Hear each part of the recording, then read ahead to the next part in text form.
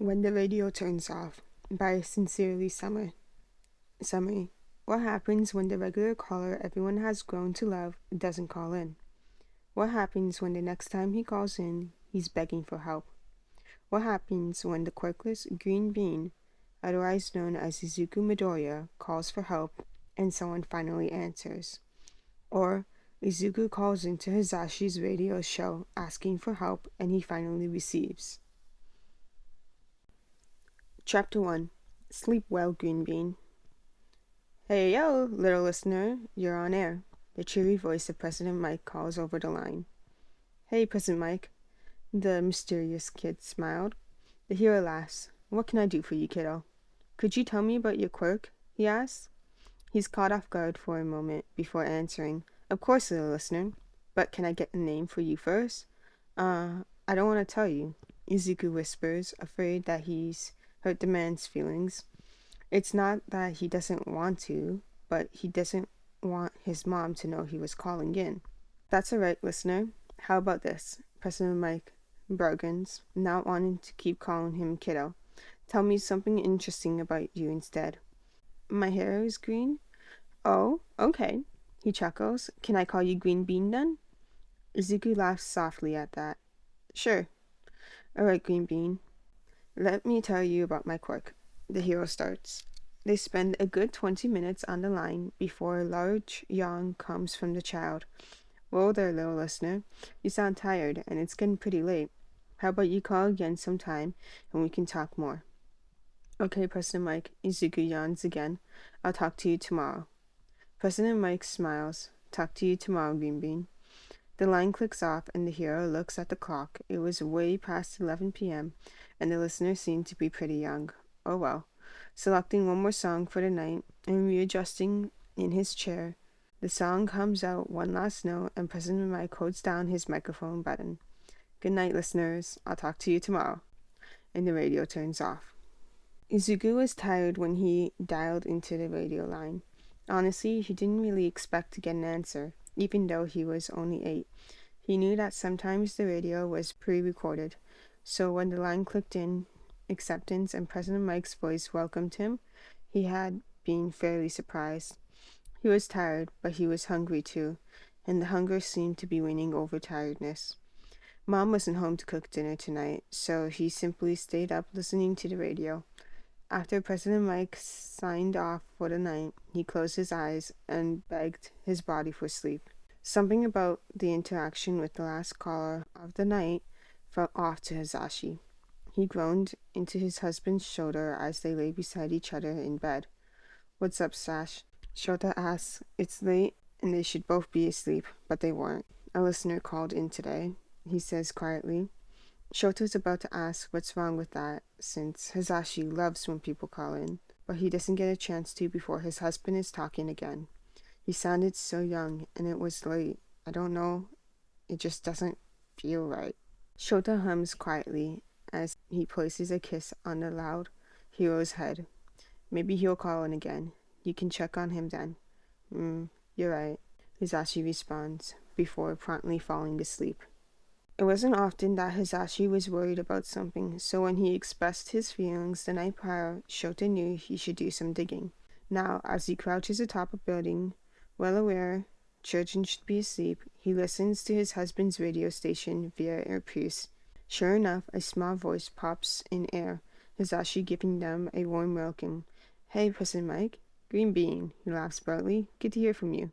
The child's voice squeaks, causing Shota to flinch away from the device in his ear. You remember me? Hisashi assures the child that he could never forget him, then begins asking questions just like they planned.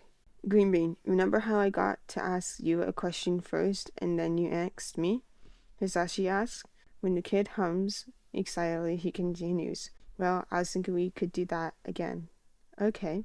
How old are you, kiddo? And the kid over the line lets his excitement fall.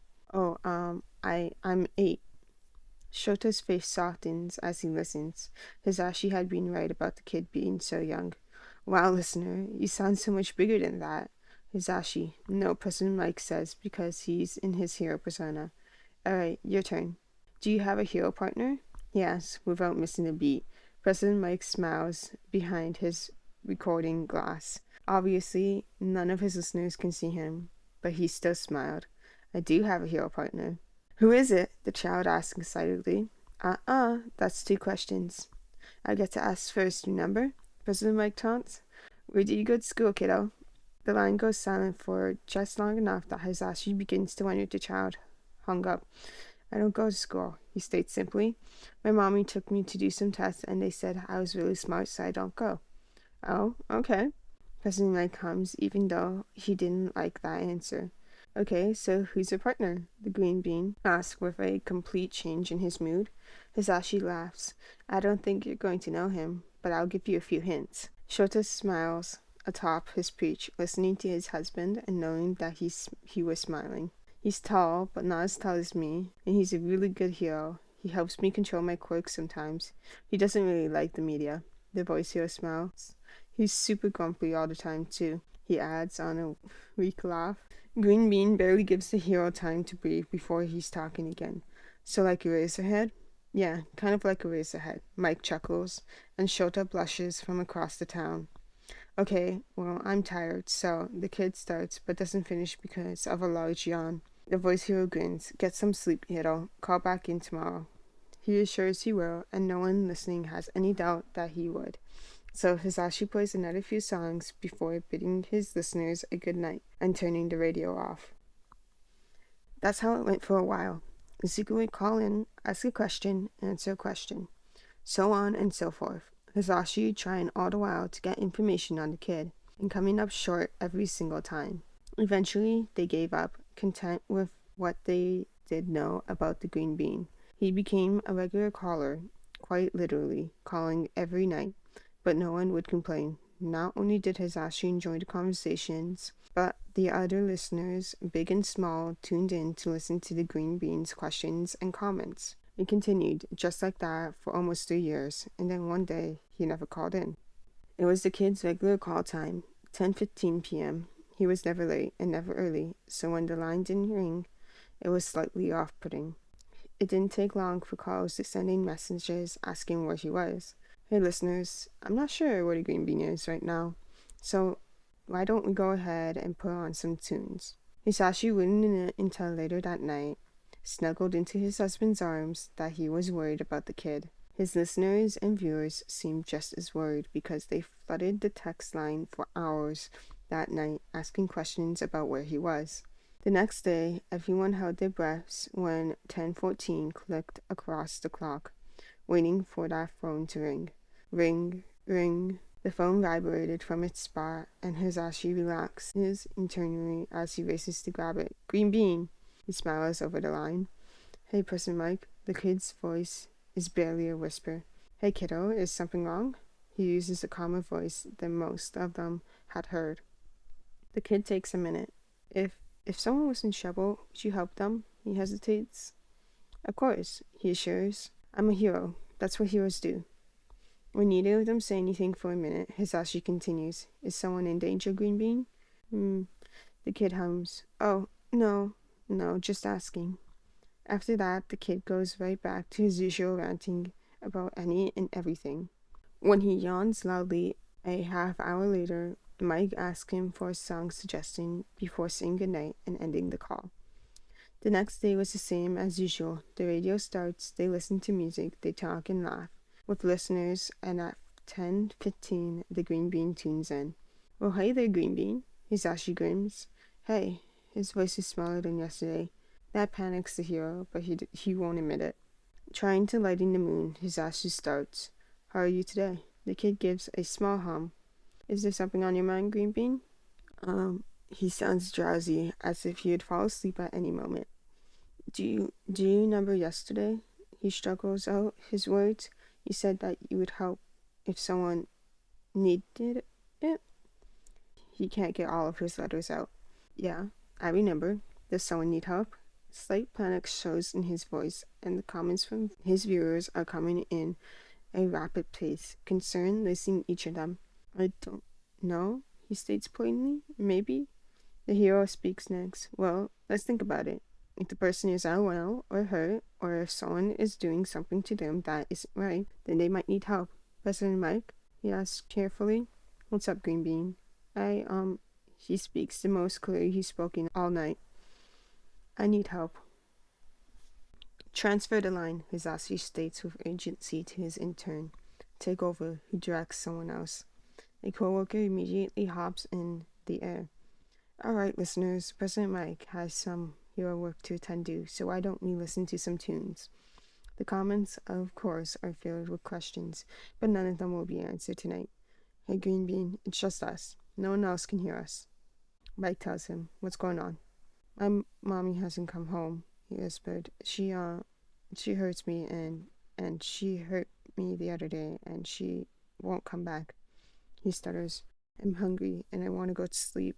Okay, alright, this is what I need you to do. Hisashi presses the phone between his ear and shoulder and slides his chair across the floor to his private computer. Can you tell me your address? The kid's voice is gradually growing softer. We don't have one. Mommy and I stay in a building because we don't have money. His stutter increases and his words begin to slur. That's okay, Hisashi tells him, even though it's not. Do you remember my hero partner? Where's her head? The kid asks, because as they had grown to know each other, Shota had introduced himself a few times to the kid. Yeah, Eraserhead, he says, starting to track the line. I'm going to send him to you. Okay, the kid says, and goes quiet. Hisashi's sense of urgency spikes. Hey kid, what's wrong? He's gonna hate me, he states. Who is? Eraserhead. Tears prick into his eyes as he talks. The hero presses send on the coordinates and Shota jumps into action. He had been pinged on to listen to the line as soon as Hisashi felt something was off. What do you mean? I can't leave the closet. He pauses. I never leave the closet. His words are cut off by a small hiccup. It's gross. Hisashi can only imagine what the kid means. He can't leave at all, and if he's hurt, it's probably worse than he's making it out to be. He probably had to relieve himself wherever he was. I threw up. The boy winces. A lot. I'm sorry. It's okay, kiddo. He won't hit you. I promise. Hisashi tells him. We are heroes, kid. Remember? We've seen plenty of ghost things. Oh, I see ya soon. The small voice patters off, and it's getting harder and harder to decipher what the kid was saying. The voice hero switches lines quickly, giving his husband a push to move faster before going back to talking to the kid. Green Bean? Green Bean, are you still there, kid? I'm tired. Green Bean manages. Real tired. Hisashi frowns, listening to his husband through the earcon, saying that he's 2 minutes away. Eraserhead is 2 minutes away, Green Bean. Can you stay awake until then? For me? He doesn't get an answer. Nothing at all. Not a grunt or a sigh or even a gentle sob. As he holds his breath, praying for something, anything, he jumps at the sudden sound of pounding. Splintering wood follows, and Shota slides to stop in front of the kid. Green Bean? He asks just once, cringing at the state and smell of the room around him.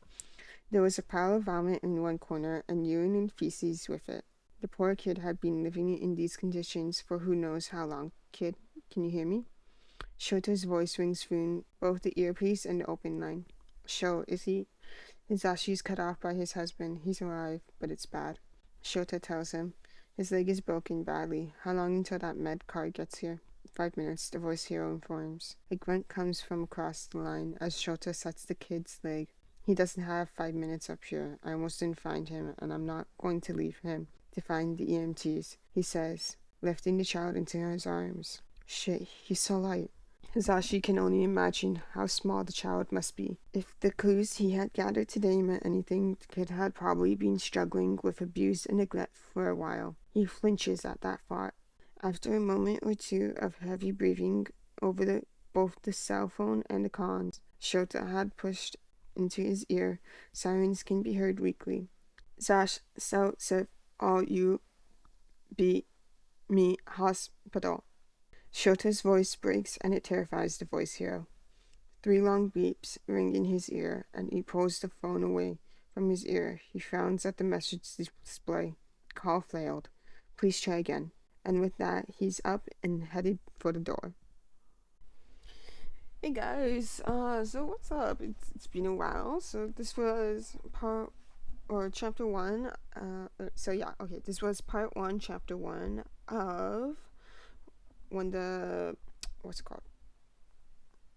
Hold on.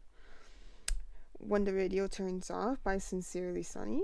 This is a 10-part series, so you guys will be getting quite a few of these ones, so let me know if you enjoyed it. Anyways, you guys are probably wondering where I've been. Yeah. Yeah, I've been having struggles with life and all of that, so I had to take a little break. I'm back. I should be back now for a while. If the audio sounds a little bit funky or different, that's because I just got my ears pierced, and I can't wear my headphones properly, so they're kind of like just sitting on my head, not wearing them properly. Yeah. If anything, let me know how you guys are doing, and I'll see you guys soon. Alright, bye.